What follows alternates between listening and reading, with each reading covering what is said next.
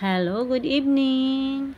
Good evening guys. Gawa tayo ngayon ng banana cake with wheatgrass. Ayan guys, ang ating gagawin na nagawa na banana cake with wheatgrass. Ang toppings natin ay, ayan, wheatgrass. Yung wheatgrass kaya toppings lang yun ha.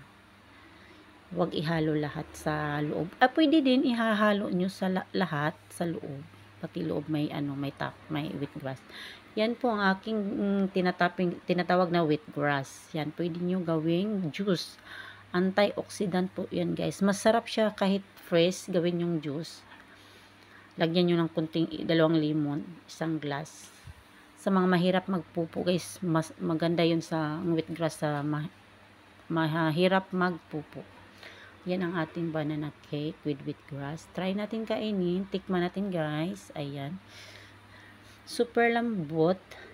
Ang ating ingredients ay 2 cup of flour, 2 egg, 2 pieces of banana, 2 tablespoon of white sugar, and 1 teaspoon of baking soda.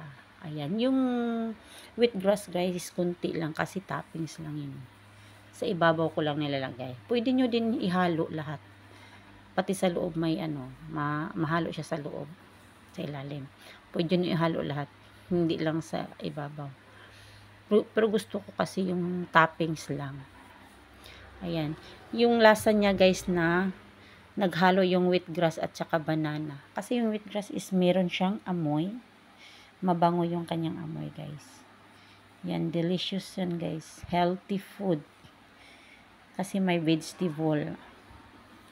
Ayan. Sa mga dumaan sa wall ko, don't forget to thumbs up, subscribe. Follow me guys and I will follow you back. Thank you for watching. Bye-bye.